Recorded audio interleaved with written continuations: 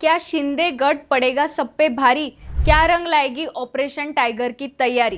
केंद्रात सत्ताधारी आघाडीत सर्वात मोठा पक्ष भाजप आहे, ज्याच्याकडे 240 खासदार आहेत। त्यानंतर दुसऱ्या स्थानावर टीएमसी मधून एनसीपीआय पक्षात विलीनीकरण झालेले 20 खासदार आहेत। तिसऱ्या स्थानी चंद्राबाबू नायडू यांचा टीडीपी पक्ष आहे। आता शिंदे यांच्याकडे 13 खासदार झाले तर ते एनडीए मध्ये चौथा मोठा घटक पक्ष बनेल। एकनाथ शिंदे यांच्या वाढत्या ताकदीचा फटका उद्धव ठाकरेंना बसणार आहे। त्याशिवाय शिंदेंच्या खासदारीची संख्या वाढली। विधानसभा निवडणुकीनंतर एकनाथ शिंदेंचे राजकारण संपेल असं मानलं जात होतं, पण शिंदे हे असे आहेत अनेकांचे अंदाज चुकवणार आणि राजकारणातील डाव स्वतः गाजवणार। अर्थातच शिंदेंनी पुन्हा एकदा खेळी करत अद्याप डाव बाकी आहे हे दाखवून दिलंय। एकनाथ शिंदेंच्या या खेळीने दिल्लीतही त्यांचे वजन वाढणार। ही गोष्ट राज्यात भाजपसाठीही डोकेदुखी ठरेल।